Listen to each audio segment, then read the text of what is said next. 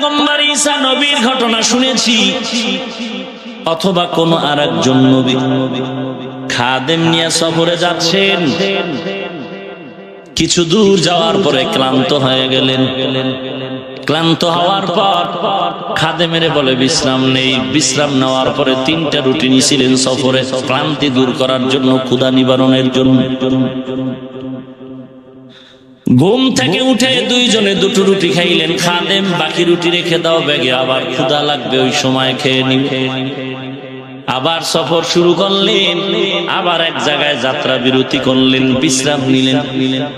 ফাঁকে খাদেম রুটি খেয়ে ফেললো। আল্লাহর বান্দা, আল্লাহর খাস বান্দা ঘুম থেকে উঠে বললেন, খাদেম রুটিটা দাও। খাদেম আমি খাইছি বলে না, লজ্জা, স্বীকারও করতে পারে না। বলে হুজুর রুটি তো দেখা যায় না, ব্যাগ খুঁজে। ব্যাগ কে খাইলো জানি না বললেই তো হয়। অতি চালাকের গলায় দড়ি, চালাকি করে কয় নবী আমি খাইনি। নবী জিজ্ঞেস তুই খাইছো? কথা বলেন না। আল্লাহর নবী আবার সামনে গেলেন, হঠাৎ বিশাল এক নদী। আল্লাহর নবী বললেন, রাস্তা দাও, আল্লাহর আদেশে রাস্তা হয়ে যাও। কোন নৌকা ছাড়া রাস্তা হয়ে গেল। খাদেম নবী রাস্তা পেরিয়েও পারুন।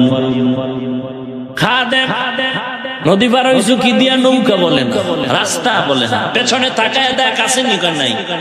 কার কুদরত?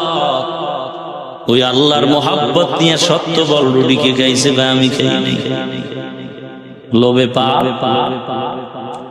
নবী সামনে চললেন, কিছু দূর গিয়ে দেখে ক্ষুধা বকরির পাল। খাদেম মোটা তাজা একটা বকরি নিয়ে আস। সামনে হাজির করে দিলেন। আল্লাহর আদেশে বুনা হয়ে যাও। বুনা হয়ে গেল। খাদেম জনমের মতো খাবি, তবে হাড্ডি গুলো এক জায়গায় জমা রাখবি। জমা রাখলেন। আল্লাহর আদেশে আবার বকরি হয়ে যাও। আল্লাহর কুদরতে আবার জিন্দা বকরি হয়ে গেল। খাদেম এই বকরি জায়গা মতো পৌঁছায় দেও। খাদেম খেয়েছো গোশত? বলে হ্যাঁ। কার কুদরত? বলে আল্লাহ। আল্লাহর ওই কুদরত খাইয়া থাকলে বল, আল্লাহর কুদরতের উপরে ভরসা করে রুটি কি গাইছে? কে বলে আমি খাইনি। নবী আবার সামনে চললেন, গিয়ে দেখে বিশাল এক বালুর স্তূপ।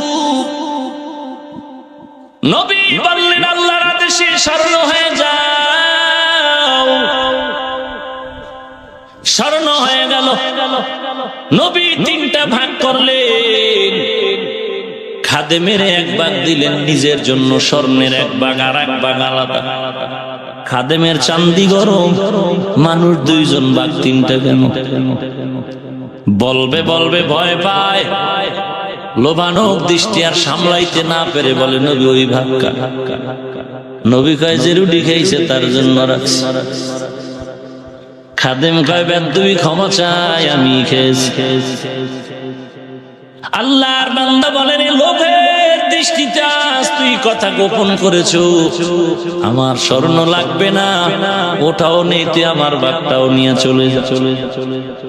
যখন সব পায়া খুশি মনে চলে যাবে, নবী অন্যত্র চলে যাচ্ছেন। এবার ডাকাতের হামলা শুরু হয়ে গেল। তুই একা খাবি? না না, ভাগ দেও। কয় পুরাটা নিস না, আমারও দিস তোরাও। বলে ভাগ পরে হবে, ক্ষুধা লাগছে, যা বাজার থেকে রুটি নিয়ে তারপরে ভাগ হবে। খাদেম রুটি আনতে যাইয়া মনের মধ্যে আবার খারাপ ধারণা, এই রুটির মধ্যে বিষ লাগাইয়া দেব।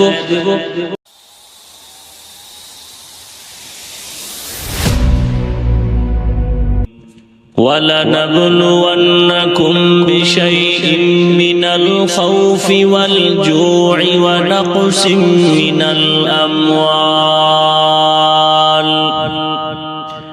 مِّنَ الْأَمْوَالِ وَالْأَنفُسِ وَالثَّمَرَاتِ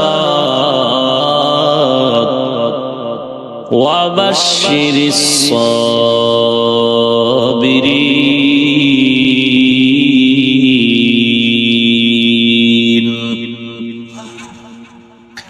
وقال النبي صلى الله عليه وآله وسلم: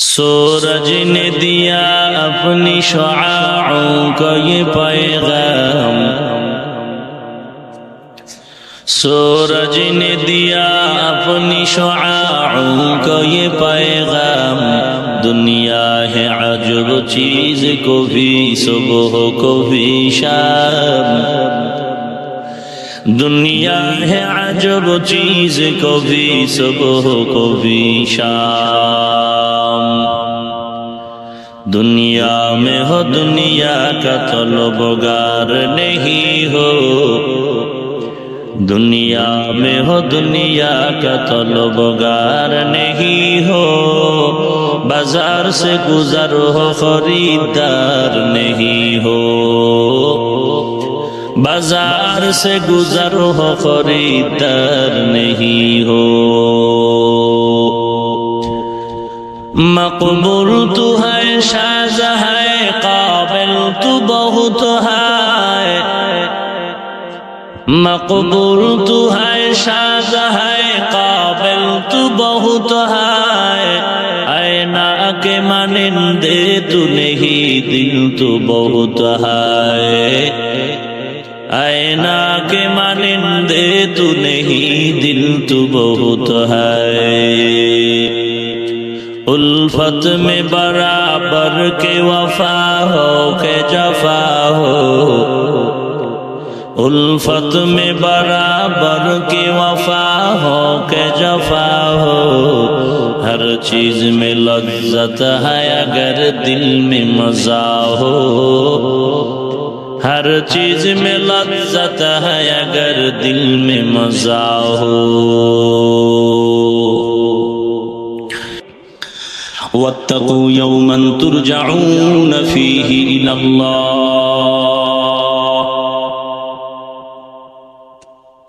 আল্লাহ তাআলা বলেন ওই দিনকে ভয় কর যেই দিন আমার দরবারে সকলকেই হাজিরা দিতে হবে, পালাবার কোনো সুযোগ, মরণ থেকে যতই পালাও মরণ তোমায় নিবে ঘিরি, যদিও সুদূর আকাশ পানে লুকাও সেথায় লাগিয়ে সিঁড়ি, নদী পথে নৌকা চালা ও মাঝি ভাই, বেলা ডোবার আগে আমি ওপার উঠতে চাই, ডুবে গেলে বেলারে আর উঠে না, ভেঙে গেলে মেলারে আর জমে না, নদীর পার ভাঙে ওপার করে এই তো নদীর খেলা, সকাল বেলার ধনীরে তুই ফকির সন্ধ্যা বেলা। পালাবার সুযোগ আছে, কথা বলেন তো বাহাদুরি কেন? ও বাহাদুর, নমরুদের থেকে বাহাদুর আর কে? সাদ্দাদের থেকে আর কে? হামানের থেকে কে? ফিরআউনের থেকে কে? কারুনের থেকে কে? কই ফিরআউন, কই সাদ্দাদ, কই নমরুদ, কই হামান, কই বুশ, কই গাদ্দাফি, কই সাদ্দাদ, কই?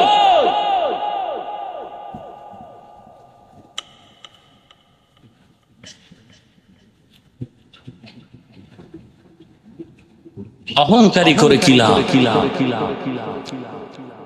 কিলা কিলা। আল্লাহ আমাদেরকে হেদায়েত দান করেন।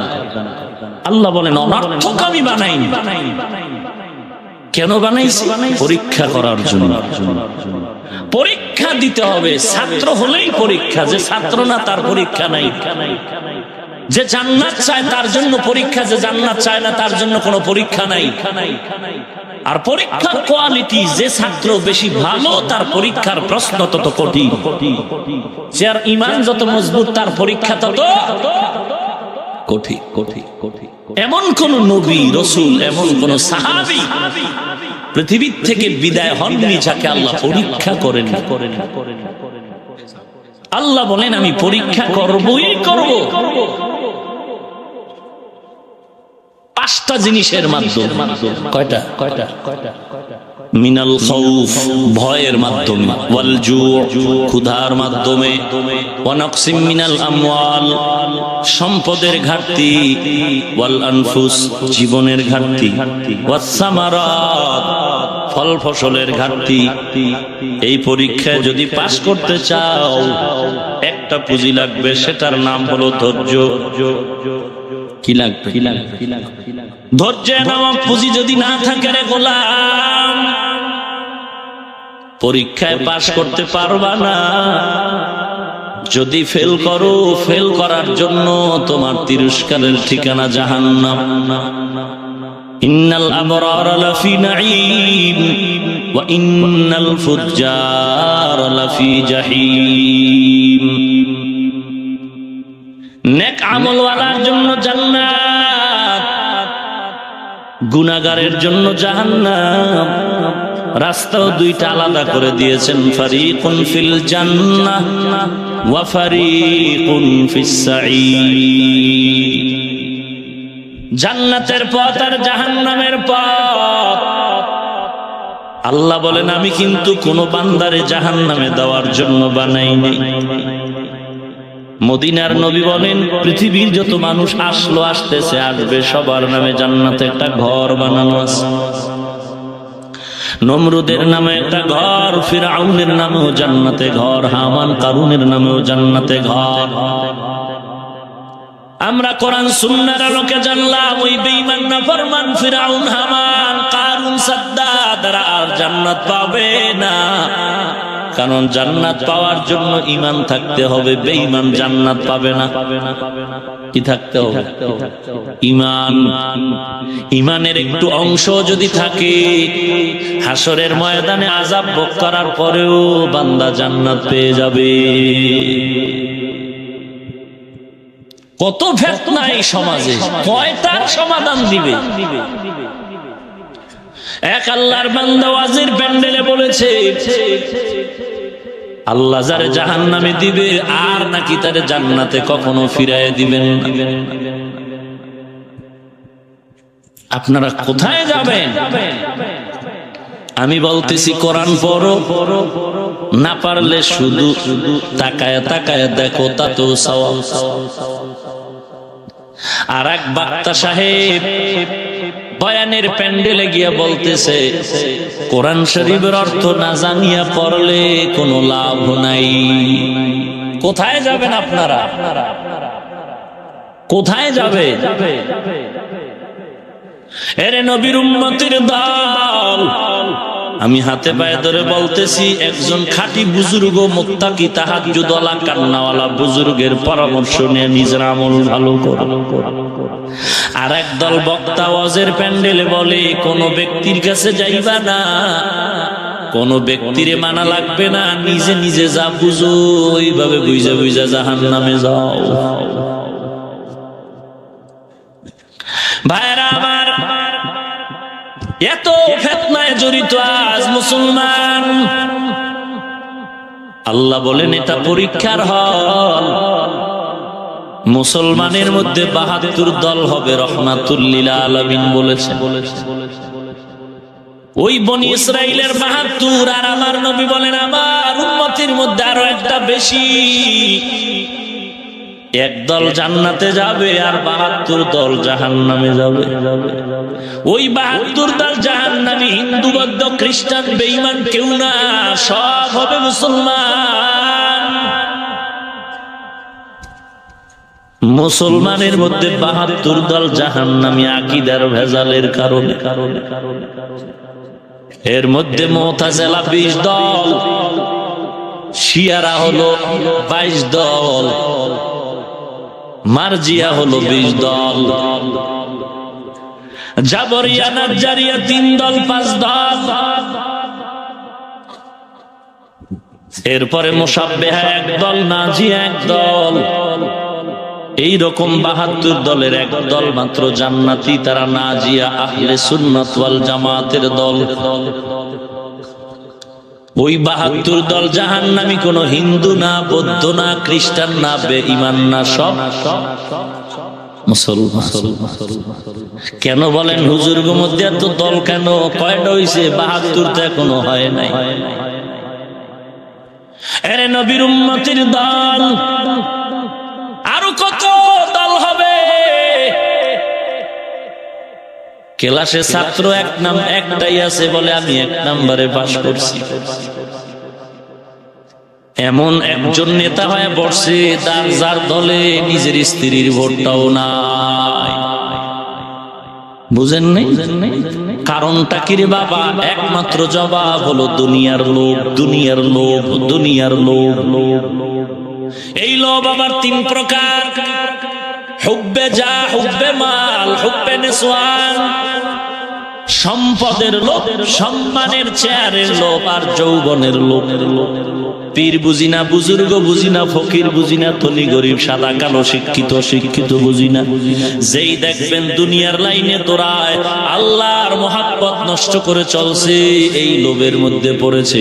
হয়তো চেয়ারের লোভ, না হয় সম্মান সম্পদের টাকার লোভ, না হয় যৌবনের লোভে আল্লাহর থেকে রাস্তা হারায় অন্যদিকে যাচ্ছে। প্রবাদ আছে, লোভে পাপ, পাপে জিন্দেগির হায়াত বাড়ে। নাকি নাকি মৃত্যু মৃত্যু মৃত্যু। ভাইরা আমার, পয়গম্বর ঈসা নবীর ঘটনা শুনেছি, অথবা কোন আরেকজন নবী খাদেম নিয়ে সফরে যাচ্ছেন। কিছু দূর যাওয়ার পরে ক্লান্ত হয়ে গেলেন।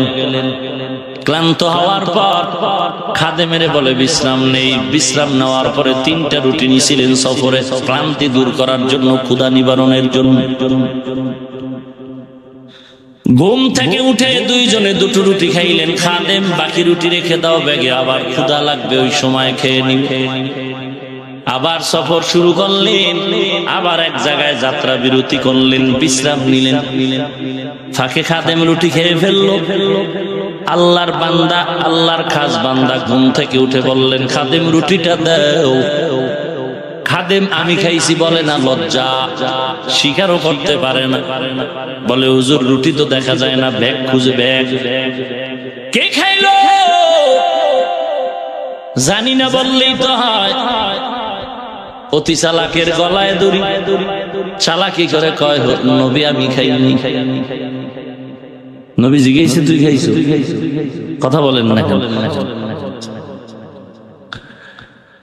আল্লাহর নবী আবার সামনে গেলেন, হঠাৎ বিশাল এক নদী। আল্লাহর নবী বললেন, রাস্তা দাও, আল্লাহর আদেশে রাস্তা হয়ে যাও। কোন নৌকা সারা রাস্তা হয়ে গেল। খাদেম নবী রাস্তা পেরিয়েও পারুন। খাদেম নদী পার হইছো কি দিয়া? নৌকা বলে না, রাস্তা বলে না। পেছনে তাকায় দেখ আছে নিকট নাই। কার কুদরত? ওই আল্লাহর মোহাব্বত নিয়ে সত্য বল রুটিকে খাইছে বা আমি খাই নাই। লোভে পাপ। নবী সামনে চললেন, কিছু দূর গিয়ে দেখে ক্ষুধা, বকরির পাল। খাদেম মোটা তাজা একটা বকরি নিয়ে আস। সামনে হাজির করে দিলেন। আল্লাহর আদেশে বুনা হয়ে যাও। বুনা হয়ে গেল। খাদেম জনমের মতো খাবি, তবে হাড্ডিগুলো এক জায়গায় জমা রাখবি। জমা রাখলেন। আল্লাহর আদেশে আবার বকরি হয়ে যাও। আল্লাহর কুদরতে আবার জিন্দা বকরি হয়ে গেল। খাদেম এই বকরি জায়গা মতো পৌঁছায় দেও। খাদেম খেয়েছো গোশত? বলে হ্যাঁ। কার কুদরত? বলে আল্লাহ। আল্লাহর ওই কুদরত খাইয়া থাকলে বল, আল্লাহর কুদরতের উপরে ভরসা করে রুটি কি গাইছে কেউ? আমি খাইনি। নবী আবার সামনে চললেন, গিয়া দেখে বিশাল এক বালুর স্তূপ।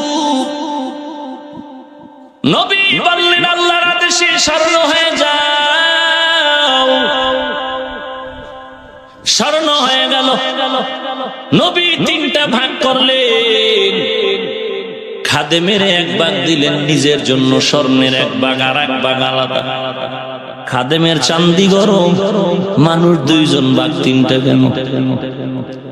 বলবে বলবে ভয় পায়। লোভানক দৃষ্টি আর সামলাইতে না পেরে বলে, নবী ওই ভাগ কার? নবী কয় যে রুটি খাইছে তার জন্য রাখছে। খাদেম কয় বেদবি ক্ষমা চাই, আমি খেয়েছি। আল্লাহর বান্দা বলেন লোভের দৃষ্টিতে আজ তুই কথা গোপন করেছো, আমার স্বর্ণ লাগবে না, ওটাও নেই, তুই আমার বাঘটাও নিয়ে চলে যা। যখন সব পায়া খুশি মনে চলে যাবে, নবী অন্যত্র চলে যাচ্ছেন, এবার ডাকাতের হামলা শুরু হয়ে গেল। তুই একা খাবি? না না, ভাগ দেও। কয় পুরাটা নিস না, আমারও দিস তোরাও। বলে ভাগ পরে হবে, ক্ষুধা লাগছে, যা বাজার থেকে রুটি নিয়ে আয়, তারপরে ভাগ হবে। খাদেম রুটি আনতে যাইয়া মনের মধ্যে আবার খারাপ ধারণা, এই রুটির মধ্যে বিষ লাগাইয়া দেব, ডাকাত খেয়ে মরে যাবে, সব লয়ে বাড়ি যাবে। ডাকাত নিয়ত করেছে মাত্র কল্লা তরবারি দিয়ে ফালাই দেব, সব আমরা লয়ে যাব। রুটির ভেতরে বিষ মিশায়া এবার খাদেম হাজির, আসা মাত্র তরবারির আঘাত দিয়ে খাদেম বিদায়। এবার বিষ মিশ্রিত রুটি খায়া ডাকাত সব চিৎপটাং হয়ে গেল। স্বর্ণের জায়গায় স্বর্ণ, খাদেমের জায়গায় খাদেম, ডাকাতের জায়গায় ডাকাত।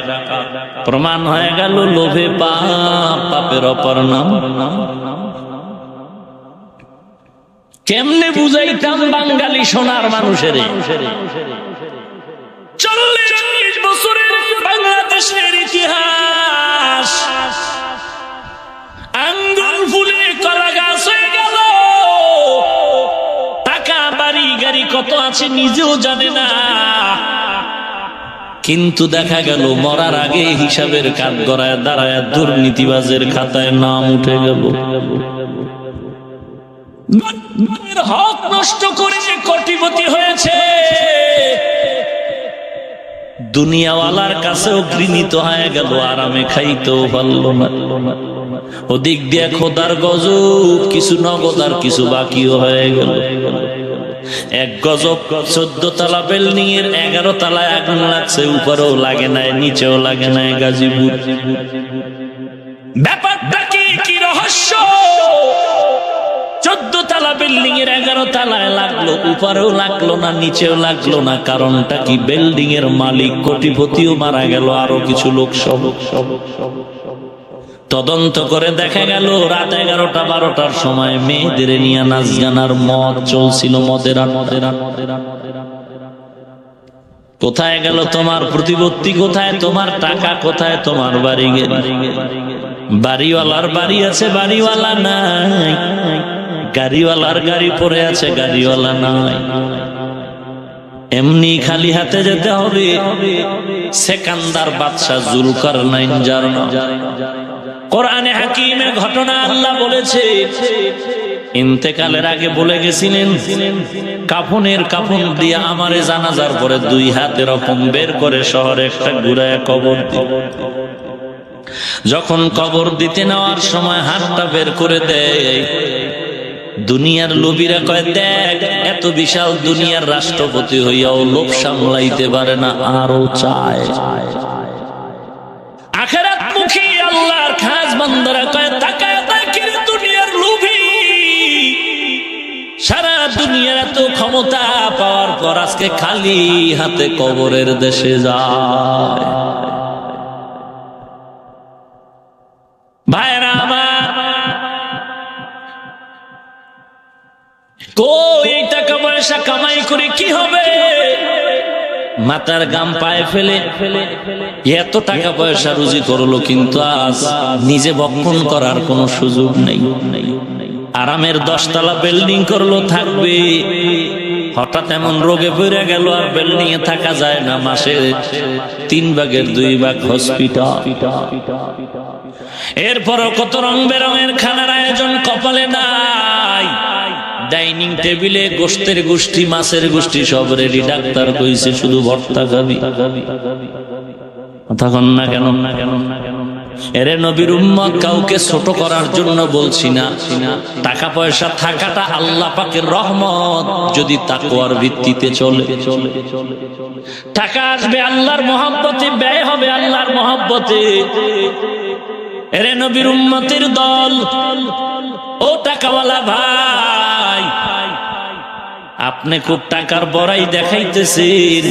গত বছর রমজানে ঢাকার একজন হাজী সাহেব ঢাকার একটা বড় কওমি মাদ্রাসায় 53 কোটি টাকা দান করেছেন। নাউজুবিল্লাহ। খোদায় কবুল করলে সময় লাগে। ভাইরা আমার,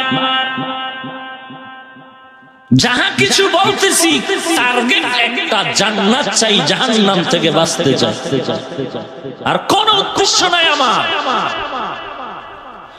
وَلَنَبْلُوَنَّكُمْ بِشَيْءٍ مِّنَ الْخَوْفِ وَالْجُوعِ وَنَقْصٍ مِّنَ الْأَمْوَالِ وَالْأَنفُسِ وَالثَّمَرَاتِ وَبَشِّرِ الصَّابِرِينَ।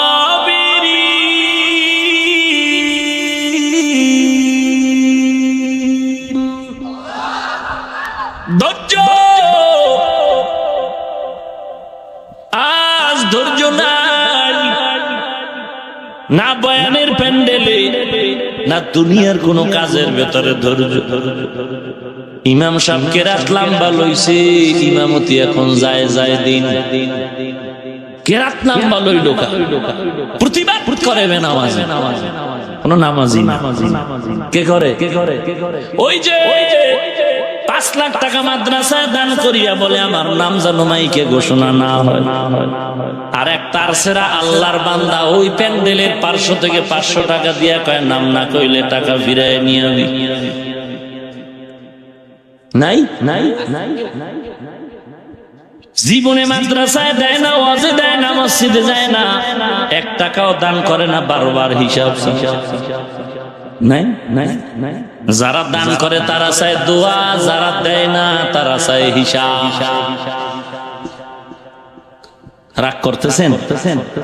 টার্গেট কিন্তু একটা, জান্নাত চাই জাহান্নাম থেকে। ভাইরা আমার, বাবার 5টা ছেলে সন্তান চাকরি করে, আর একজনে ব্যবসা করে, একজনে কৃষি কাজ করে, একজনে বিদেশ করে। যেই ছেলেটা কৃষি কাজ করে সে মাসে 5,000 টাকা কামাই করে হাতে থাকে, আর যে চাকরি করে তার 50,000 টাকার ভাইজান। তুমি কৃষিওয়ালা ছোট ভাইরে হিংসার নজরে দেখিও না, গালিও দিও না, তুচ্ছ মনে করবা না। কারণ এক জায়গায় তুমি দুর্বল, ওই ছোট বান্দা, ওই কৃষি কাজ করেওয়ালা দুর্বল ব্যক্তি। তুমি যতই বড় হও, তনুজনার বাবা কিন্তু একজন। ভাই, আমি তাবলীগ করি, আমি চরমনা, আমি উজানি, আমি ফুরফুরা, আমি বাহাদুরপুর, আমি উজানি, আমি সালসিনা, আমি যেখানেই যাই না কেন তুমি জিহাদ করো, তুমি আলিয়ায় পড়ো, তুমি কওমিতে পড়ো, তুমি ডাক্তার, তুমি ইঞ্জিনিয়ার, আমি ইমাম সাহেব। হিংসা কেন করো রে মুসলমান ভাই? ভুলে গেলে চলবে না, তোমার আমার আল্লাহ একজন, আমরা আখিরি নবীর উম্মত। কিসের এত হিংসা রে ভাই? আল্লাহ তো পরীক্ষা করবেন। পাস করার জন্য যে পুঁজিটা লাগবে, পুঁজির নাম কি? ধৈর্য। ধৈর্যের এত দাম, এত দাম। হাসরের ময়দান আল্লাহ বলেন ধৈর্য ধারণকারীরা বিনা হিসাবে জান্নাতি।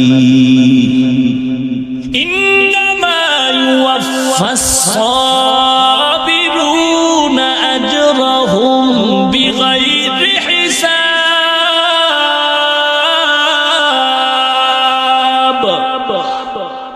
আল্লাহ বলবেন ও ধৈর্য ধারণকারী, বিনা হিসাবে জান্নাতে যা। ইয়া আইয়ুহাল্লাযীনা আমানুসবিরু ওয়া সাবিরু ওয়া রাবিতু ওয়াত্তাকুল্লাহ। ধৈর্য ধারণ করো, ধৈর্যের উপরে মজবুত থাকো, আল্লাহরে ভয় কর, চিরস্থায়ী সফলতা অর্জন হয়ে যাবে। ইয়া আইয়ুহাল্লাযীনা আমানুস্তাঈনু বিস-সাবরি ওয়াস-সালাহ ইন্নাল্লাহা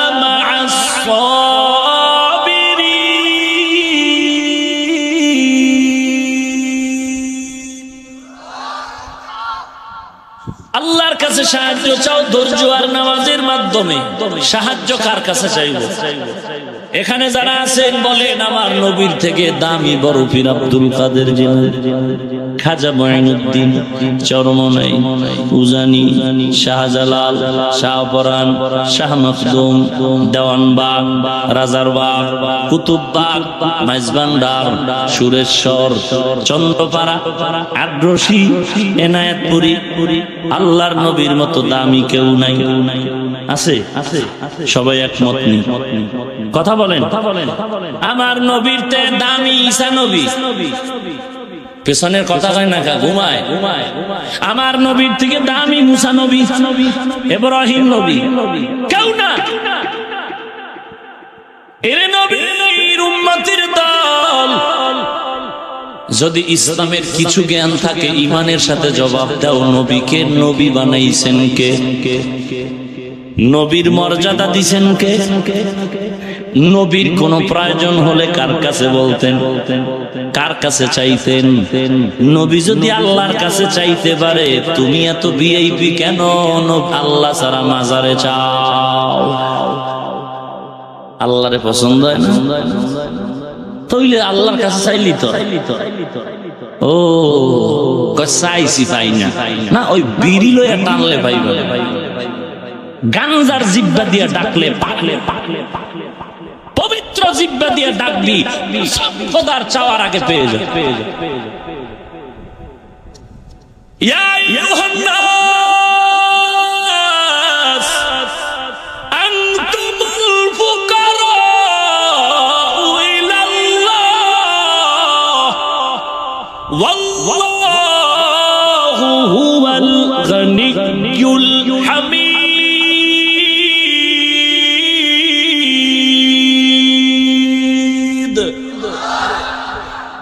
আল্লাহ বলেন সব ফকির দল, ধনী আমি আল্লাহ। সবাই ফকির না? চিন্তা করছেন পিসাবের কাছে যায় ধনী হইতে, অথচ পিসাব বিল্ডিং বানাইছে মুরিদের দেখাইয়া। কথা কয় না। এমন কোন পীর এই বাংলাদেশে খুঁজে পাওয়া গেল না যে গরিব মুরিদের বাড়ি করে দিচ্ছে। কথা বুঝেন নাই? আমিও কিন্তু টাটকা পীরের মুরিদ, মনে কইরো না যে পীরের গালি দিচ্ছি।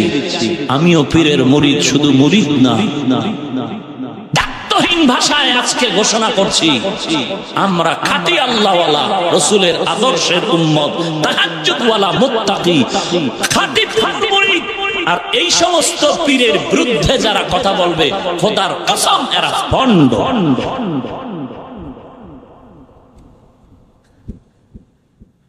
ভাইরা আমার, আমরা তো এমন পীরের কাছে গিয়েছি যেই পীরের মাধ্যমে জান্নাতের পথটা চিনে আগাবো, আর কোন উদ্দেশ্য না। আমরা সাহাবীর থেকেও বেশি মূল্যায়ন করি না। কথা ঠিক না? আবার পীর সাহেবের মানি কতক্ষণ জানে না, মাপ কাটিয়েছে। আমি আমার পীরকে মানি ততক্ষণ, পীর আমার নবীর সুন্নাত অনুযায়ী চলবে যতক্ষণ। যদি দেখি নবীর সুন্নাত আমার পীর মানে না, আল্লাহর শপথ ওই পীরেরও মানি না। আর আপনি পীর সাহেবের মুরিদের টাটকা গাঞ্জা খাইয়া চেহারা বান্দর বানায় লাইছে, আর কয় পীর সাহেব জাহান্নামে গেলে আমি অসুবিধা?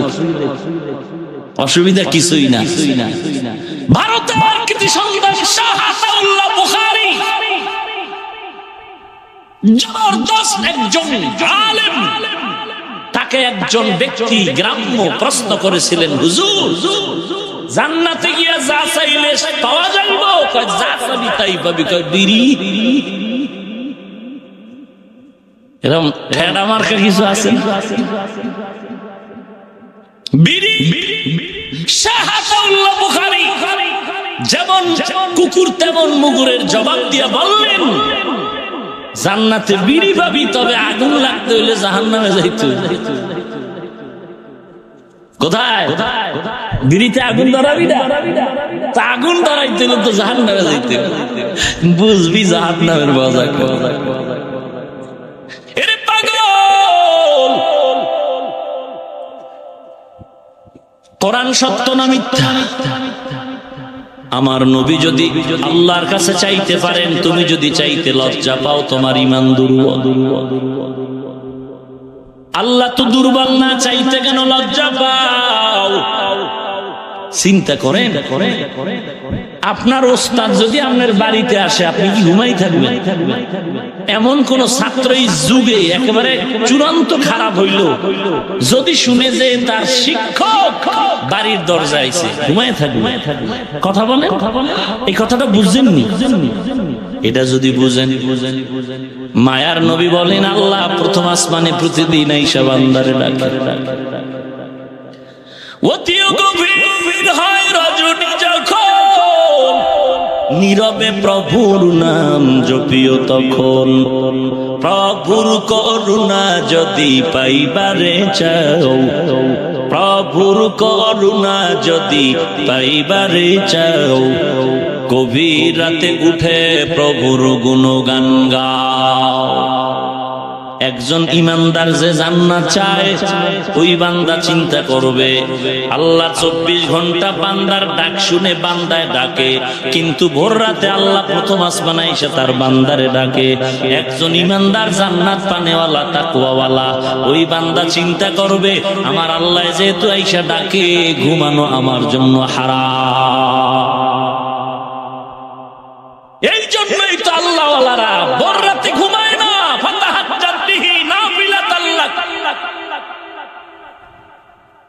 অথচ বক্তা সাহেব বয়ান করে নফল টফলের দরকার নাই, আমল কিশোর কিশোর আমল। আল্লাহ হেদায়েত দান করুন। ভাইরা আমার, আল্লাহর কাছে সাহায্য চাওয়ার দুইটা মাধ্যম, নামাজ আর ধৈর্য। আল্লাহ বলেন বারবার ধৈর্যের দোয়া কর, রব্বানা আফরিগ আলাইনা সাবরান ওয়া সাব্বিত আকদামানা ওয়ানসুরনা আলাল কওমিল কাফিরিন। বারবার ধৈর্যের বয়ান, বারবার ধৈর্যের বয়ান। ওয়াসবির আলা মা ইয়াকুলুনা ওয়াহজুরহুম হাজরান জামিলা। والعصر إن الإنسان لفي خسر إلا الذين آمنوا وعملوا الصالحات وتواصوا بالحق وتواصوا بالصبر। চার গুণালা মানুষ জান্নাতে যাবে, এর মধ্যে একটা ধৈর্য। ভাইরা আমার, আল্লাহর নবী বলেন ধৈর্যের পরীক্ষা করবেন আমার আল্লাহ। আইয়ুব নবীরে করেছেন, ইব্রাহিম নবীরে ইসমাইলের ছুরির তলে দিয়া করেছেন। ধৈর্যের পাহাড় দৃষ্টান্ত কায়েম করেছেন আপনার আমার নবী। দুশ্মনে গলায় রুমাল পেঁচায় জোরে দিল টান, নবীজির জিহ্বা মোবারক বের হয়ে গেল ঘাম পড়ে। নবী কিছুই বলেন না। দুশ্মন রুমালটা ছেড়ে দেওয়ার পরে রহমাতুল লিল আলামিন দুশ্মনের দিয়ে তাকায় মুস্কি হেসে হাতটা বাড়ায় দিলেন। ধৈর্য। ভাইরা আমার, স্বামী আর স্ত্রীর মধ্যে মধুর আলাপ। স্ত্রী বলে ও স্বামী আমার, তুমি আমাকে ভালোবাসুনি? বলে অবশ্যই। বলে কেমন? বলে কেমন তেমন বুঝি না, তুমি আমার। তুমি তুমি তুমি বলে আমি তোমার কেমনে? বলো যা চাইবে তা পাইবে। তাই নাকি? বলে চাইলেই বাবা? বলে হ্যাঁ বাবা, চাইলেই। বলে চাইলেই, চাইতে দেরি পাইতে দেরি নাই রে বিবি। বিবিও বুদ্ধিমতী একজন ভালো মানুষ, বলে তালাক দাও, তালাক। কইলি কি? বললি গলায় ছুরি লাগায় দাও, তারপরে কথা মানা যাবে? ওরে স্বামী, তুমি ওয়াদা করেছো চাইলেই দিবে, এখন কেন বলো হবে না? ওয়াদা খেলাপ করলে আমি নাই। সমাধানের জন্য পয়গম্বরের দরবারে রওনা। নুজহাতুল মাজালিস নামক কিতাবে ধৈর্যের বয়ানে ঘটনা আছে। আল্লাহর বান্দা বান্দি স্বামী স্ত্রী রওনা হয়ে গেল। রাস্তার মাঝে গিয়ে হঠাৎ স্বামী আছাড় খেয়ে পাটা ভেঙে গেল, পা ভেঙে গেল। চিৎকারের আওয়াজ, আমাকে বাঁচাও। স্ত্রী বলে তাড়াতাড়ি বাড়ি লাও, নবীর দরবারে যাওয়া লাগবে না।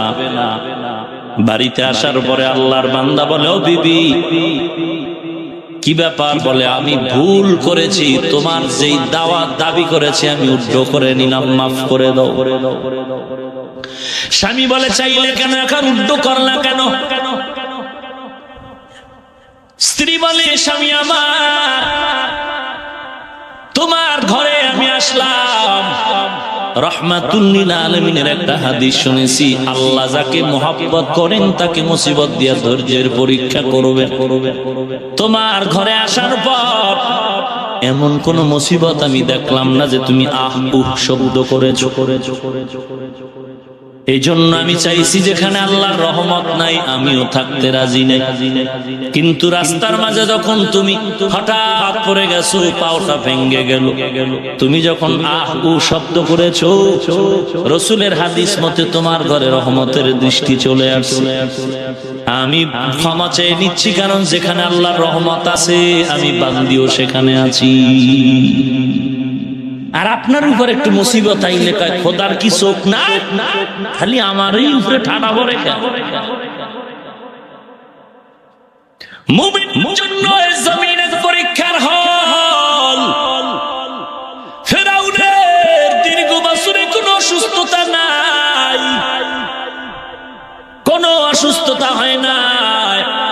মুমিনের জন্য পরীক্ষা। আল্লাহ বলেন, 5টা জিনিস দিয়ে পরীক্ষা করব, পাস করার জন্য যে পুঁজিটা লাগবে ওই পুঁজির নাম হলো ধৈর্য।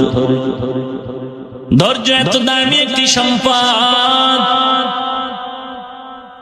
আল্লাহর বান্দা যুবক,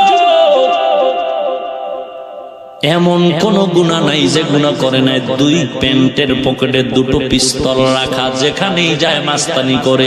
কত মায়ের সামনে তার সন্তানটারে হত্যা করে ফেলেছে, মা পা জড়ায় কান্না করেছে, রে বাবা তুই আমার ছেলের মতো ছেলে, আমার ছেলেটারে মারবি না, আমি মা সহ্য করতে পারি না। জীবনে যত অপকর্ম যে কেউ করুক না কেন, মৃত্যুর আগে একবার হিসাবের চিন্তায় পড়ে যায়, করলাম কি জীবন। যুবক আজকে বাসায় হাজির, গভীর রাত, ফ্রেশ হয়ে পিস্তল বিছানায় রেখে বাতিটা বন্ধ করে চিন্তার সাগরে পড়ে গেল। জীবনে করলাম কি? ডান পার্শ্বে অনেক বন্ধু কবরে গেল, বাম পার্শ্বে অনেকে চলে গেল। আমার এই 2 হাতের মাইর অনেকে খেয়েছে, কত মা চলে গেল, কত জীবন চলে গেল। এলাকার মানুষ আমার সামনে যদিও না বলে, গোপনে গোপনে বরদোয়া করে আমার জন্য, আমি নাকি সমাজের খারাপ। কত মানুষ দোয়া করে আমি যেন মরে যাই। কিন্তু কলঙ্কের বোঝা নিয়ে গেলে কি লাভ?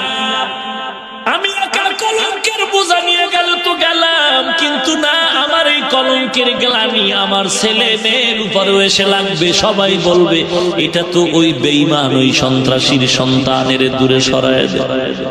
না না, আমি এই কলঙ্কের বোঝা নিয়ে মরতে চাই না। আমি গুলশান জুমার মসজিদে বলেছিলাম, ও গুলশানের বড় লোক ভাই, যারা সুদের টাকা, ঘুষের টাকা, গরিবের টাকা হক মেরে খাচ্ছেন, আপনি খাইতেছেন, আপনার হিসাব আপনি জেনে শুনে খাইতেছেন, কিন্তু আপনার বিবেক নামের আদালত থেকে জবাব চাই। আপনার ঘরের সুন্দরী স্ত্রী, আপনার অবলা সুন্দরী আপনার মেয়েটা, আপনার ছেলে, এদের কোনো গুনাহ নাই, এরা তো কারো উপরে জুলুম করে নাই, এদের রক্তটা পাক। বলেন আপনার এই গজবের জুলুমের টাকা আপনার ছেলে মেয়েরে খাওয়ায়া কেন ওদের জীবনটারে নষ্ট করেন? ওদের কি অপরাধ? ওদেরকে কেন হারাম খাওয়ায়া ওদের পবিত্র রক্তটারে দূষিত করতেছেন? আপনি যদি আজকে বাড়ি গিয়া বলেন, ও বিবি, যত তোমাকে খাওয়ায় সব চুরির টাকা, সব জুলুমের টাকা, সব হারাম টাকা, আমার মন বলে আল্লাহর বান্দি যত খারাপ হোক না কেন, আপনার এই কথা শুনে বলবে, ও স্বামী আমার, এই জমিনে কত স্ত্রী আছে স্বামী নেই, কষ্ট করে চলে, আমি ওইভাবে চলবো। তারপরও জালেম চুরি করার টাকা দিয়ে এমন স্বামীর ঘর করব না। আপনার ছেলে মেয়েকে বলবেন, আব্বু আম্মু আমার টাকা হারাম, জুলুমের টাকা, গরিবের বেতন মারা টাকা, আমার মনে হয় আপনার সন্তান বলবে এই জমিনে কত সন্তান আছে মা বাবা হারা, আমরা এতিমের জিন্দেগি চালাবো, তারপরও তোমার মতো জালেম বাবারে আব্বা কয়ে ডাকতে চাই না। বিবেক বড় কঠিন আদালত। বিবেকের কাছে তুমি চোর, তুমি একটা মেয়ের সতীত্ব নষ্ট করেছো। তোমার মাও জানে না, বাবাও জানে না, ভাই জানে না, এলাকার কেউ জানে না, কিন্তু মেয়েটাই জানে তুই একটা লম্পট। কথা কন না কেন? তুই যদি মক্কার ঘরে গিয়ে লাব্বাইকের আওয়াজ দাও, সবাই বলবে টাটকা হাজি, আলহাজ না কইলে চান্দি গরম। কিন্তু ওই মেয়েটা জানে তুমি চরিত্রহীন। খালি আল্লাহ জানে না, না আল্লাহ জানে? কথা বল না কেন? পালাবার কায়দা আছে। এ দুনিয়া ছাড়িয়া কোথায় যাবি ভাগিয়া, এ দুনিয়া ছাড়িয়া কোথায় যাবি ভাগিয়া, মরণ তোমায় লইবে ঘিরি যতই কর বাহানা, মরণ তোমায় লইবে ঘিরি যতই কর বাহানা। চিন্তা করে দেখো না কবরে কি যাইবানা, চিন্তা করে দেখো না কবরে কি যাইবানা। যেই কবরে আল্লাহ সারা বন্ধু কেহ থাকবে না, যেই কবরে আল্লাহ সারা বন্ধু কেহ থাকবে না। চিন্তা করে দেখো না কবরে কি যাইবানা, চিন্তা করে দেখো না কবরে কি যাইবানা। যাওয়া লাগবে নি? কবে যাইবেন? এই মিয়া কবে যাইবেন? ভাইজান দাড়িটা রাখেন না কেন? কয় সময় নেই। খোদার লাগে চুক্তি হইছে, সময় হইবে কবে? হায় হায় হায় আল্লাহ আপনি হেদায়েত দান করুন। এর নবীর উম্মতের দল যুবক অন্যায় করে এখন অন্ধকার ঘরের মধ্যে কেউ নাই, চিন্তায় পড়ে গেল কি উপায় আমার মতো জাহান্নামের আসামি কেউ নাই। এই কলঙ্ক থেকে মুক্তির লাভ করতে হবে, কি করা যায়? চিন্তা করতে করতে ঘুম নাই, হঠাৎ করে ফজরের আজান শুরু হয়ে গেল। আজান, আল্লাহর বান্দা চিন্তা করলো যেহেতু আর অন্যায়ের পথে যাব না, আজানটা শোনা মাত্র হেদায়েতের পথ খুলে গেল। ইমামের দরজায় গিয়া যুবক হাজির হয়ে গেল। ইমাম সাহেব দেখে আতঙ্কিত হয়ে গেল, সন্ত্রাস আমার দরজায় কেন? যুবক কয় হুজুর গরম মেজাজ না, তওবার নিয়তে আসছি, ভয় পেন, আমি আর অপরাধ করব না। ইমাম সাহেব আমাকে একটু তওবা করায় দেন। বলে ওযু করে নাও, ফজরের নামাজ আদায় করো। নামাজ আদায় করে ইমাম খাস কামরায় নিয়ে বলে যুবক কি ব্যাপার? বলে আর অন্যায় করব না, আমি এখন ভালো হয়ে যাব। ইমাম বলে যদি ভালো হতে চাও, একজন ভালো জান্নাতের মেহমান আমলওয়ালা বুজুর্গের পরামর্শ নিয়ে জীবনটারে সুন্দর করো। কারণ জবাবদেহিতা না থাকলে বান্দা বেপরোয়া হয়ে যায়, বেপরোয়া হয়ে যায়।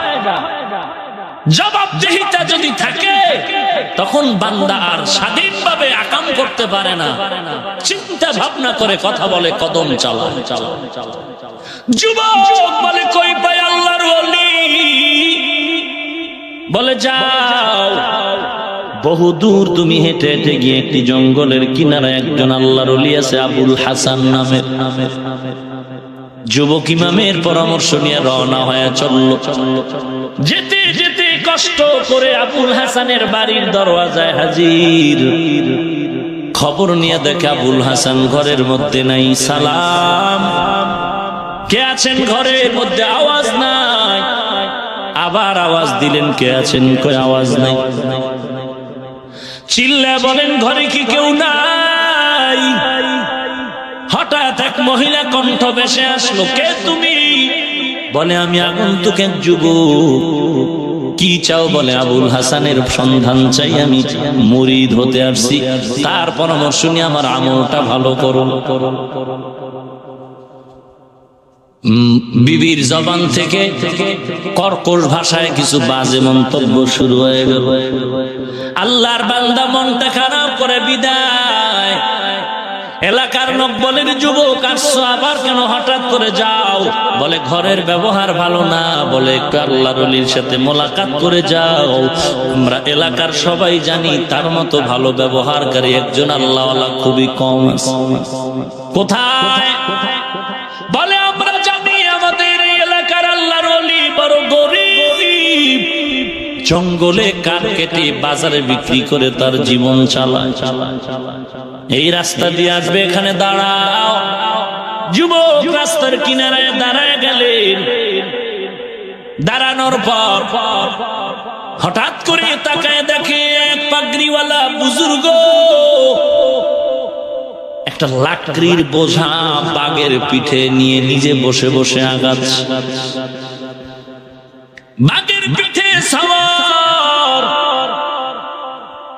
পাগড়ি মাথায় আল্লাহর ওলি আবুল হাসান। যুবক বাঘ দেখে ভয় পেয়ে পেছনে হটলো। আল্লাহর ওলি ডেকে বলে, যুবক দাঁড়াও। যুবক দাঁড়ায় গেল, দেখা হাতে একটা লাঠি। কিনারায় যখন বাঘ দাঁড়ায় গেল, লাকড়ির বোঝা আর বাঘ আর হাতের লাঠি দেখে আসলে কোনো লাঠি না, একটা জাতি সাপ। ইলাজে কিবির নামক কিতাবে থানবী রাহমাতুল্লাহ আলাইহির ঘটনা। ভাইরা আমার, অহংকার দূর করার কিতাব ইলাজে কিবির অথবা ইলাজে কিবির। ভাইরা আমার, যুবক বলে, আমি জাতি সাপ দেখলাম। আল্লাহর ওলি কয়, রে যুবক, কই তোমার বাড়ি, কি ব্যাপার? বলে, কোনো সালাম নাই, কালাম নাই, জবাব দেন। ঘরের ব্যবহার তো খারাপ কেন? নিশ্চয় আপনার বিবি? বলে, হ্যাঁ। কি ব্যবহার? বলে, চূড়ান্ত খারাপ। এরে যুবক, বেজার হয়েছ? বলে, বেজার, মনে বড় আঘাত। আপনার এত সুনাম। বলে, রে যুবক, তুমি কয়েক ঘন্টা শুনেছো? বলে, ঘন্টা না, 1 মিনিট নাকি? বলে, মিনিটও পূর্ণ হয়। আল্লাহর ওলি কয়, রে যুবক, সামান্য একটু খারাপ আচরণে তুই মনটা খারাপ করে আমার উপরেও তুই ধারণা করে যাচ্ছ। একটু তাকায় দেখ, আমি আবুল হাসান একদিন তার ঘর করতেছি না, দীর্ঘ জীবন ঘর করতেছি। তুই সামান্য সময় গালি শুনে সহ্য করতে পারো না, আর আমি দীর্ঘ কয়েক বছর ধরে আর এই বিবির নিয়ে ঘর করি। কত গালি, কত গালি, কত গালি, কত গালি, কত বাজে কথা। আল্লাহর কসম, একদিন আমি কোনো উত্তর দেই নাই, মন্তব্য করি নাই। আল্লাহর উপরে ভরসা করে ধৈর্য ধারণ করতেছি। ধৈর্যের কারণে আজ আল্লাহ তাআলা আমাকে দয়া করে বাঘ আমার বাহন করেছেন, সাপ হাতের লাঠি বানাইছে। ইন্নামা ইউওয়াফাস সাবিরুনা আজরাহুম বিগাইরি হিসাব।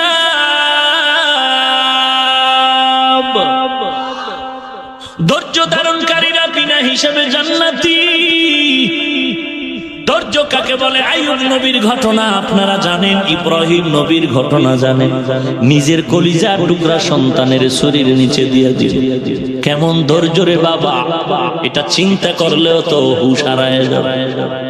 কেমন ইব্রাহিম আর তার সন্তান মিনা বাজারে গিয়ে কয়, রে ইসমাঈল, ইন্নী আরা ফিল মানাম আন্নী আযবাহুকা ফানজুর মাযা তারা। ও ইসমাঈল, আমি ঘুমের ঘরে দেখলাম তোরে জবাই করি, বল তোর কি মতামত? ইসমাঈল চিন্তাও করলো না, জবাব দিল জোর আওয়াজে, ইয়া আবাতি ফাআল মা তু'মার সাতাজিদুনি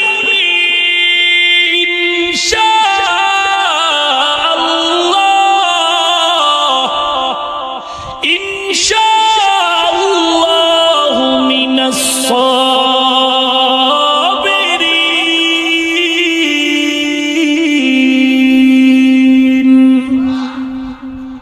ও আব্বাজান, তাড়াতাড়ি যা দেখেছেন কার্যকর করেন, ইনশাআল্লাহ আমি ধৈর্য ধারণকারীদের মধ্যেই আছি। কথাটা বলে সন্তান একটু দুর্বল হয়ে পড়লে, আব্বা জান এই কথাটা যদি মিনা বাজারে না বল, বাড়িতে বসে বলতে আমার জনম দুঃখিনী মায়ের থেকে বিদায়ের সালাম জানায় আসতে। আমার মা 6টা বছর বড় কষ্ট করে লালন পালন করেছেন রে বাবা, একবারও আপনি দেখতেও আসেন নাই। আমার মা আমাকে লালন পালন করতে গিয়ে দুধ দিতে পারে নাই, আমার মুখে দুধ না দিতে পারিয়া মা পাগলনির মতো একবার সফা পাহাড়ে দৌড়ায়, একবার মারোয়া পাহাড়ে দৌড়ায়। আমার মা পাগলনির মতো একবার যায় মায়ের জিব্বা আমার মুখে ঢুকায় দিছে, দেখে পানিও জিব্বায় নাই। এত কষ্ট করে আমার মা আমাকে লালন পালন করেছে রে বাবা। আমার মা তো জানেন আপনি আমাকে জবাই করার জন্য নিয়ে আসছেন, বলেন নাই কোনো আফসোস নাই, তবে আপনি আমাকে ছেড়ে দিয়া জবাই করে যখন বাড়ি যাবে, আমার মা দক্ষিণী যদি দেখে ইসমাইল আমি আপনার সাথে নাই, আমার মা বিরহের কান্না শুরু করবে। আমার মা কান্না করলে আপনি ধমক দিবেন না, আমার সালাম দিবেন আর বলবেন জান্নাতের ময়দানে হাসরের দিন মোলাকাত হয়ে যাবে। আব্বা জান আমাকে জবাই করার আগে আমার হাতে পায়ে রশি লাগায় বাঁধেন, কারণ জবাই করার সময় যদি হাতে পায়ের নাড়াচাড়া আপনার শরীরে লাগে বেয়াদবি হবে, আল্লাহ বেজার। আপনার চোখ দুটো রুমাল দিয়া বাঁধেন, কারণ জবাইয়ের সময় যদি সন্তানের দিকে মায়ার নজর পড়ে জবাই করতে পারবেন না। কেমন সন্তান আর কেমন বাপ। ইব্রাহিম সন্তানকে ছুরি নিয়ে শোয়ায় দিল, আল্লাহ কয় ছুরি খবরদার আমার ইসমাইলের যেন কোনো ক্ষতি না হয়। এরে নবীর উম্মত, শেষ পর্যন্ত ইব্রাহিম নবী তৃতীয়বার সিদ্ধান্ত নিলেন হাতে রক্ত না লাগা পর্যন্ত ছুরি চলবে। আল্লাহ কয় জিব্রাইল ইব্রাহিম এবার প্রতিজ্ঞাবদ্ধ, ছুরি চালাবে রক্ত না লাগা পর্যন্ত। আমি তো ওদের জবাই চাই নাই, আমি চাইছি দিলের মহব্বত আমার প্রতি কেমন। ইসমাইলের মহব্বতে কি ইব্রাহিম আমারে ভুলিয়া যায়, নাকি আমি আল্লাহর মহব্বতের প্রাধান্য দেয়? ইব্রাহিম এখন অর্ডার করেছে রক্ত না লাগা পর্যন্ত সন্তানের ছাড়বে না। জলদি করে জান্নাত থেকে দুম্বা নিয়ে যাও, ইসমাইলের সরাই ইব্রাহিমের শরীর নিচে দুম্বা দিয়া দাও। এরে নবীর উম্মতের দল, জিবরাইল আমিন দুম্বা দিয়া দিল, রক্ত হাতে লাগলো। ইব্রাহিম শুকর আদায় করে এবার চোখটা খুলে দেখে ইসমাইল দাঁড়ানো। ইব্রাহিম আশ্চর্য হয়ে গেলেন, তাকায় দেখে একটা অপরিচিত জানোয়ার জবাই হয়ে গেল। আবার ডাকলেন বাবা আয় আয়, আল্লাহ বুঝি বেজার হয়ে গেছে, আর একবার ছুরির নিচে শুয়া পড়। এবার ডাইরেক্ট আমার আল্লাহ নাজিল করে বলেন, ও ইব্রাহিম, ওয়ানাদাইনাহু ইয়া ইব্রাহিম কদ সাদ্দাকতার রুইয়া ইন্না কাযালিকা নাজজিল মুহসিনিন। ওরে ইব্রাহিম আর লাগবে না, পরীক্ষায় তুমি পাশ করেছো, আমি আল্লাহ ধৈর্যের পরীক্ষা নিলাম, তুমি পাশ করেছো। তাড়াতাড়ি বাড়ি যাও, হাজরার কোলে সন্তানের ফিরিয়ে দাও। ওয়াফাদাইনাহু বিযিবহিন আযীম। ইব্রাহিম তোমার বিবির থেকে বলছো দাওয়াতে যাই, এখন হাদিয়া না নিলে কেমন হয়? আমি মাওলার পক্ষ থেকে এই দুম্বার গোশত হাদিয়া হাজরার কাছে পৌঁছায় দাও। ধৈর্য। এরে যুবক ও পর্দার আড়ালের মা ও বৃদ্ধ বাবাজি, আজকে কতই না মন্তব্য জিহ্বায় আসে আর বলে ফেলো। আল্লাহর শপথ এই টুপিদারির কারণে আজকে না খাইয়া মরি না, সম্মান কমে নাই। এরে আল্লাহর বান্দা পায়ে হাত রেখে বলছি, এ যুবক, মনটা কি চায় না একজন কোরআনের মহব্বতের বান্দা হয়ে যাবা? স্কুলেও পড়া বন্ধ হবে না, কলেজেও পড়া বন্ধ হবে না। তোমার মতো যুবক স্কুল কলেজে পড়ে, নামাজ ছাড়ে না, দাড়িটা লম্বা। তোমার মতো যুবক আছে এক ওয়াক্ত নামাজও বাদ দেয় না। তুমি কেন পারবা না? তোমার মতো যুবক র্যাব, আর্মি, পুলিশ, বিডিআর আছে না নাই? নামাজ পড়ে নাই নাই? তুমি কেন পারবা না? তোমার মতো যুবক কোটি টাকার মালিক, 1 টাকাও হারাম খায় না, চাকরি করে 1 টাকাও ঘুষ খায় না, তুমি কেন পারবা না রে বাবা? আসলে বুঝি কপালটা পুড়ে গেল, তওবা না করা পর্যন্ত আর কপাল খুলবে না রে বাবা।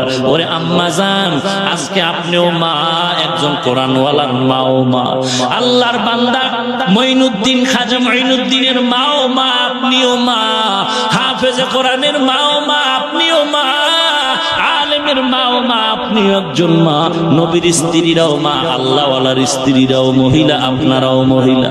আজকে আপনাকে তো বয়ান দেওয়ার পরেও আপনি পর্দা করতে চান না, নামাজ পড়তে চান না। আমাদের মা চাচিকে দেখলাম দিনেও বেড়াইতে যায় না, রাতে যায় তাও বোরকা পরে যায়। আর আপনার মার্কেটে না যাইলে ভালো লাগে না, সন্তান গর্ভে ধারণ করে আজকে নাচ গান দেখেন, যে কারণে সন্তানের চরিত্র আর সংশোধন করা অসম্ভব হয়। এরে আম্মা জান ও মুরব্বী, মনটা কি চায় না এমন এক সন্তানের আব্বা হয়ে মরবেন?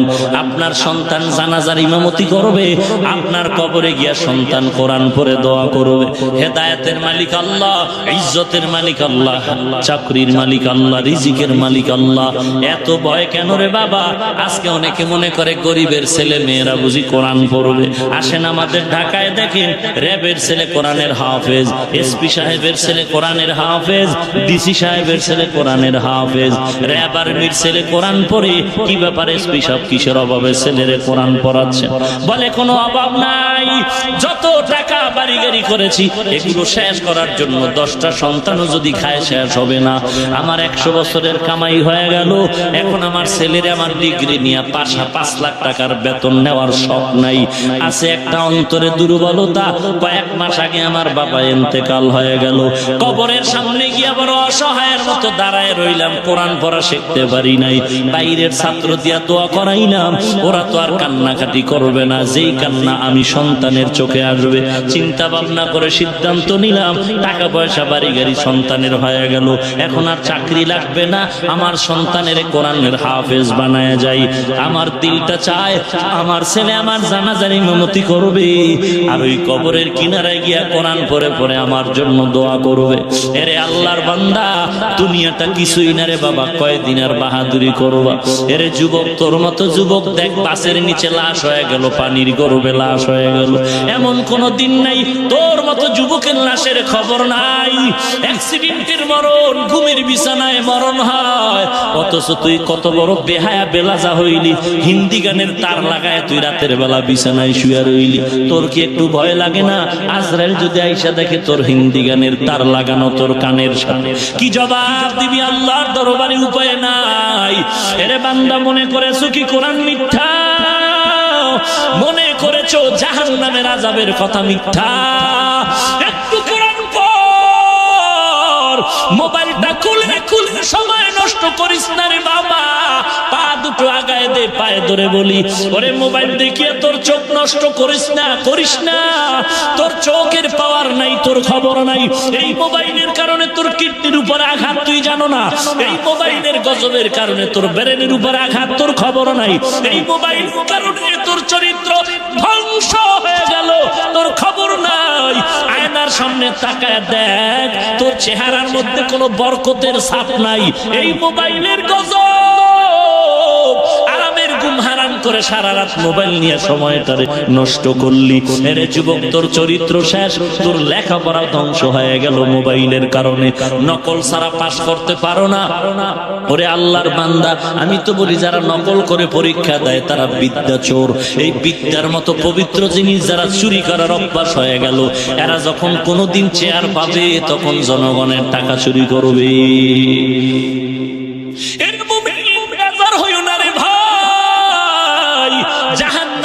বাঁচাবার জন্য বলি, এর আজকে দিনের বেলা সূর্যের গরম, রাতের বেলা সূর্য আছে নাকি? নাই নাই। এরপরে এত কেন গরম? বিজ্ঞানীরা বলে দুনিয়ার জমিন থেকে 13 লক্ষ গুণ বড় সূর্য, 9,30,00,000 মাইল দূরে সূর্য, কিন্তু দিনের বেলা ছিল, রাতে নাই। এরপরে এত গরম কেন, এত ঘাম কেন? এত ঘাম, বাতাসেও ঠান্ডা হচ্ছে না। অথচ আল্লাহর নবী বলেন এই সূর্য হাসরের ময়দানে মাথার উপরে চলে আসবে, সূর্যের এমন তাপ শুরু হয়ে যাবে, হাসরের ময়দানটা আল্লাহ পাকের ওয়ার্ডারে সূর্যের তাপে তামা হয়ে যাবে। বেঈমান গুনাহগারের মাথার মগজগুলো টাস টাস করে ফেটে যাবে। এরে নবীর উম্মতের দল, সমস্ত নবীরা নাফসি নাফসি বলে কান্না শুরু করবেন। তুমি আজকে মনে করতেছ আমি নামাজ না পড়লে কি হবে, পীর বাবা আমারে নাজাত দিবে। নবীদের থেকে দামি কেউ নাই। নবীরা যদি নাফসি নাফসি বলে কাঁদে, তোমার পীরের আমার পীরের উপায়টা কি হবে? এরে নবীর উম্মতের দল, মাঝে মাঝে আল্লাহ মানুষ বিশ্বাস করে না, এই জন্য আল্লাহ মাঝে মাঝে দেখায় দেয়। কত কবরে আগুন দেখা যায়, কত কবরে সাপ বিচ্ছু ধোঁয়া দেখা যায়, আবার কত কবরের লাশ 20 বছর পরে কাফন সহ তাজা পাওয়া যায়। যত কবরের লাশ তাজা পাওয়া গেল, কাফন তাজা, সব নামাজির কবর। আর যত কবরে আযাব দেখা গেল, সব গুনাহগারের কবর। এর যুবক আল্লাহর বান্দা, তোমার মতো লক্ষ লক্ষ যুবক আজকে নামাজ পড়ে চাকরিও করে। আবার কত যুবক আইসা বলে, হুজুর আজ জীবনে আমি গুনার কাছেও যাব না, আজকে হারাম লাইনে চাকরি করি, এখন দোয়া করেন হালাল ভাবে কোন রাস্তা যদি পাই চলে যাব। এরে নবীর উম্মতের দল, হেদায়েতের মালিক আমার আল্লাহ। আল্লাহ যদি কপাল খুলে দেয়, ওমরের মতো বান্দারে তরবারি নিয়ে আসার পরেও হেদায়েত দিয়া দেয়। আর কপালটা যদি পুরিয়া যায়, মায়ার নবীর 13 বছরের বয়ান আবু জাহালের কপাল খুলে না, কালেমা পড়লো না। এরে যুবক আল্লাহর গোলাম, খাঁটি আল্লাহওয়ালার পরামর্শ নিয়ে আমল ভালো করো, সহিভাবে কোরআন শিখো। এরে বান্দা, তুমি মা বাবার খেদমত করে দোয়া নাও। জীবনে কত অন্যায় করেছো, মা বাপ না জানলেও কিন্তু আল্লাহ পাক জানতেছেন। আল্লাহ বলে, বান্দা তওবা কর। আজকে বাবারে এই টুপির কারণে কত গালি শুনতে হয়, এই দাড়ির কারণে কত গালি, গালির উপরে শোনার পরেও তো কোনোদিন টুপি ফালাইলাম না। কেউ যদি পৃথিবীর অর্ধেক দিয়া দেয়, বলে হাফিজ ভাই দাড়িটা কাটবানি, বলবো জীবনটা নিয়ে যা, তারপর নবীর সুন্নাত তরিকা আঘাত করা যাবে না। অথচ তোমারে পায়ে ধইরা ধইরা কতভাবে বুঝাইলাম, এরপরও তোমার চুলগুলো কাটতে গিয়া তুমি ক্রিকেটারদের গোলাম হইয়া গেছো। আজকে নবীর জন্য কি একটু মায়া নাই? যেই নবী দিনের জন্য জীবনটা বিসর্জন দিয়েছে। এরে নবীর উম্মতের দল, একটা টাকাও তো আমাদের পকেটে কেউ দিয়া যায় না।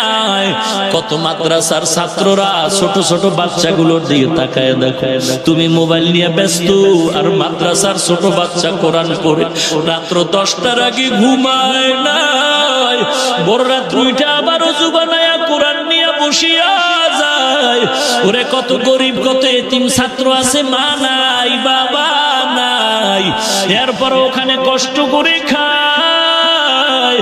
তোমার একটা 7-8 বছরের বাচ্চা তুমি স্কুলে পাঠাও, বারবার টাকা দাও, গাড়ি দাও। ওই 8 বছরের সন্তান মাদ্রাসায় পড়ে, কেউ টাকা দেওয়ার নাই। ওরে বড় লোকের ছেলেরা মাদ্রাসায় মাঝে মাঝে দেখি 3 বেলা খায়, আসরের পরে নাস্তা খায়। গরিব ছেলেরা তাকায় তাকায় দেখে, আমার বাবা নাই, আজকে আমাকে নাস্তা দেওয়ার টাকাও কেউ দেওয়ার নাই। এরপরও মনে বেজার না, মাদ্রাসা ছাড়িয়া যায় না। ওই ছেলেরা কান্না করে আর দোয়া করে, আল্লাহ তুমি আমাকে কোরআনের দরজায় নিয়ে আসো, খালি ফিরাইয়া দিও না। তুমি কোরআনের নূর দিয়া সিনাটারে ভরপুর করে দাও। নবীজির মুহাব্বতের আদর্শ অর্জনের তৌফিক দাও। এরে যুবক, আমি বলি না তুই স্কুল ছেড়ে মাদ্রাসায় যা, চাকরি ছেড়ে দে। আমি বলবো তুই যেখানেই থাকো, আমার নবীর আদর্শের মালাটা গলায় লাগা, 5 ওয়াক্ত নামাজ পড়, মা বাবার খেদমত কর। মোবাইলে সময় নষ্ট করে চরিত্রটা ধ্বংস আর করিস না রে বাবা। খাঁটি আল্লাহওয়ালার পরামর্শ নিয়ে আমল ভালো কর, কোরআন শুদ্ধ করে পড়ো। দেশের মানুষের ভালোবাস, দেশের জন্য কর, বিরোধিতা করিস না রে বাবা। কত আর বাহাদুরি করবি, কোন দিন মরণের ডাক আসবে জানা নাই রে বাবা। যদি তওবা না করিয়া গুনাহ নিয়ে কবরে যাও, ওরে আমার নবী বলছেন, গুনাহগারের কবরটা জাহান্নামের গর্ত, 2 পার্শ্বের কবরের মাটির চাপ, পাজরের হাড় চুরমার হয়ে যাবে। এরে আল্লাহর বান্দা, যদি তোমার দিল বলে নবীর কথা সত্য, তো গুনাহগার হয়ে কবরে গেলে আযাব ভুগতে হবে, তাও সত্য। হেদায়েতের মালিক আল্লাহ, সবাই হেদায়েত পাবে না, সবাই জান্নাত পাবে না। আল্লাহর মহব্বত যদি থাকে, মুনাফিকি না থাকে, গলায় ছুরি লাগবে, হেদায়েত আল্লাহ দিবে, ইজ্জত আল্লাহ দিবে, রিজিক আল্লাহ দিবে। আমি আর জীবনে গুনাহ করব না, নবীরে বেজার করব না, চাকরি থাকার যাক, নামাজ ছাড়ব না। আল্লাহর মহব্বত যদি থাকে, মুনাফিক মুনাফিকি যদি না থাকে, খাঁটি তওবার নিয়তে দুটো হাত আল্লাহকে দেখায় দাও। আয় আল্লাহ সবার হাত কবুল করে নেন, তওবা কবুল করে নেন। আল্লাহ তওবার উপরে মজবুত হয়ে চলার তৌফিক দান করেন, বলেন আমিন। আলহামদুলিল্লাহি রাব্বিল আলামিন, ওয়াসসালাতু ওয়াসসালামু আলা সাইয়্যিদিল আমবিয়া ওয়াল মুরসালিন ওয়া আলা আলিহি ওয়া আসহাবিহি আজমাইন। ইয়া আরহামার রাহিমিন, ইয়া আরহামার রাহিমিন, ইয়া আরহামার রাহিমিন।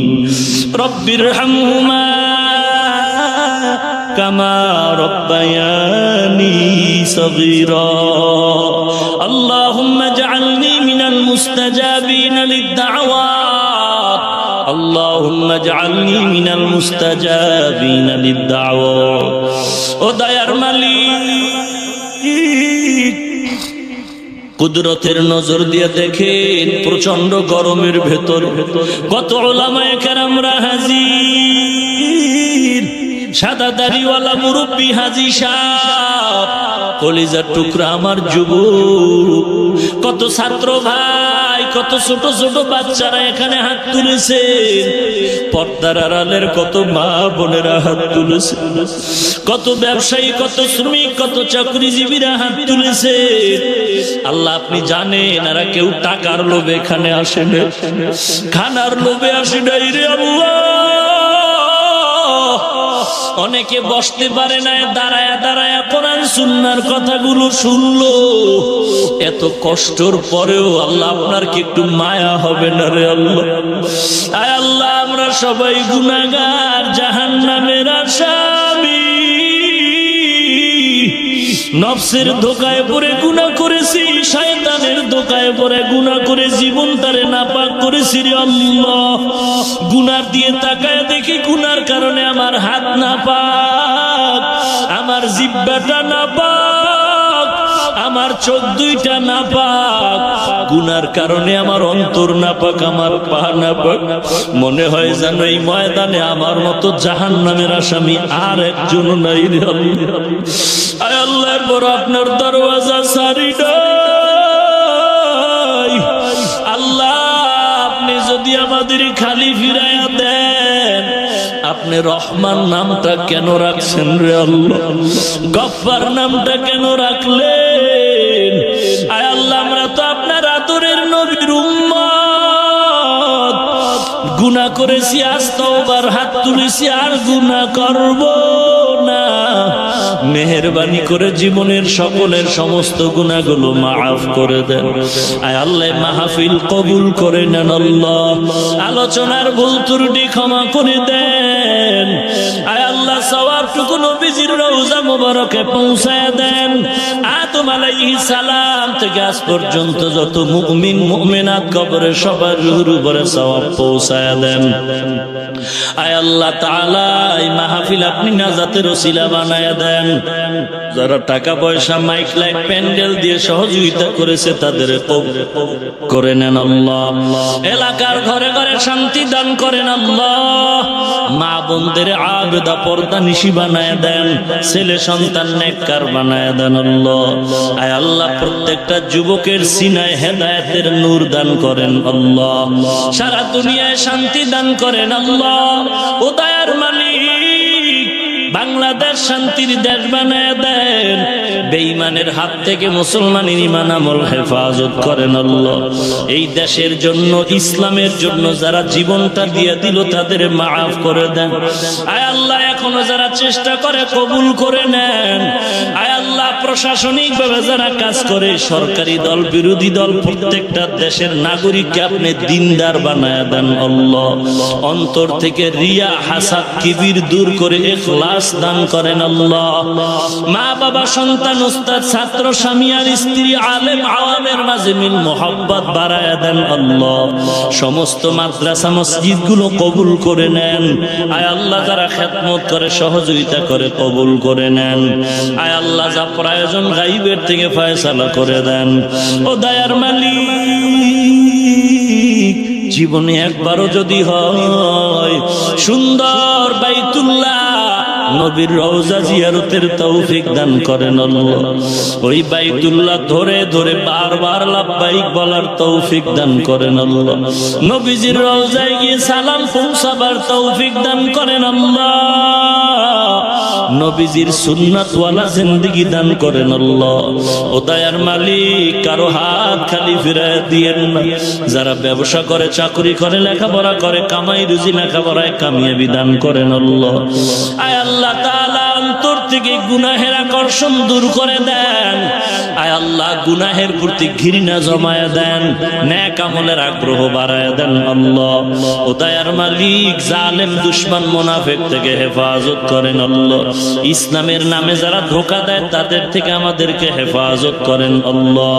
ও দয়ার মালিক, আমরা যারা হাত তুলেছি মোনাজাতের পরে সবাই যার যার গন্তব্যে চলে যাবে। কেউ গিয়ে দেখবে মা এখন অপেক্ষা করে, ঘুমায় নাই। আর একদল আপনার গোলাম আছে যারা ইয়াতীম, মা নাই, বাবা নাই, অন্ধকার কবর থেকে দোয়ার অপেক্ষায় ও সন্তান সাদা কাপড়ের প্যাকেট বানায় কবরে রাখছে। ওই কবরের দিয়ে তাকায়ও কি মায়ের চেহারাটা মনে পড়ে না? যেই মা সন্তান তোমার আমার কারণে ঘুমাইতে পারলো না, তোমার আমার কারণে যে মা খানা নিয়েও খেতে পারে নাই, কষ্ট পেয়েছে, এরপরও মা কিন্তু আমাকে কষ্ট দেয় নাই। ওই মা বাবাকে কবরে রেখে কেমন করে আরামে ঘুমাও?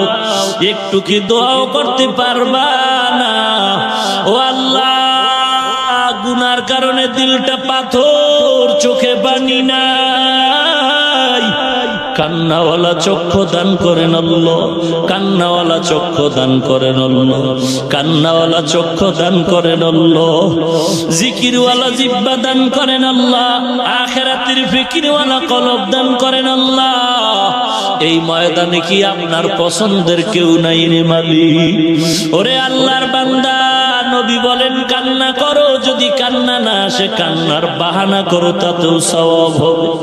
কারণ দুনিয়ার ঘরে যদি আগুন লাগিয়া যায়, পানি ছাড়া যেমন ঠান্ডা করা যাবে না, ওরে গুনাহগারের যদি গুনার কারণে জাহান্নামের আগুন জ্বলিয়া যায়, দুনিয়ার পানিতেও হবে না রে মুমিন। চোখের পানি ছাড়া জাহান্নামের আগুন ঠান্ডা হবে না। ও দয়ার মালিক, কান্নাওয়ালা চক্ষু দান করেন, জীবনের গুনাহগুলো মাফ করে দেন আল্লাহ। সবার কবর জান্নাতের বাগান বানায় দেন, যারা বেঁচে আছেন হায়াত বাড়ায় দেন। আয় আল্লাহ তাআলা, অসুস্থ রোগীদের সুস্থ বানায় দেন।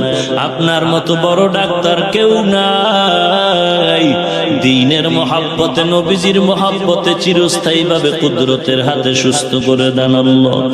আয় আল্লাহ, আওলাদ সন্তানগুলো দ্বীনের খাদিম হিসাবে জীবনের জন্য পাথেয় করে দেন আল্লাহ।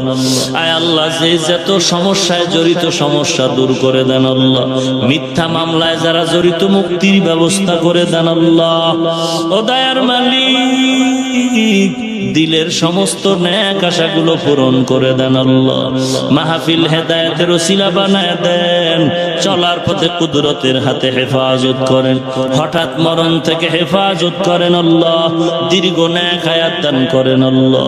ও দয়ার মাওলা, নবীজির মুহাব্বতে, দ্বীনের নিসবতে আওয়াজের ভিতরে ইখলাস রুহানিয়াত দয়া করে বাড়ায়া দেন আল্লাহ। আয় আল্লাহ, ইখলাস রুহানিয়াত স্পষ্টতা বাড়ায়া দেন। গুনাহের কারণে ফালায়া দিয়েন না রে মালিক। ঢাকাতে মাদ্রাসার খেদমত করি, কবুল করে নেন আল্লাহ। মাদ্রাসা বাড়ির কাজ চলে, গাইবি খাজানা থেকে ফয়সালা কামিয়াবি দান করেন আল্লাহ। অনেক অর্থের প্রয়োজন, আপনি কুদরতের হাতে আপনি ব্যবস্থা করে দেন আল্লাহ।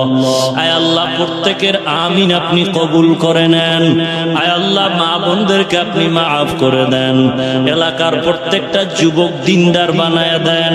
সমাজের সমস্ত গুনাহের থেকে হেফাজত করেন আল্লাহ। প্রত্যেকটা যুবককে আপনি গুনাহমুক্ত জিন্দেগি দান করেন আল্লাহ।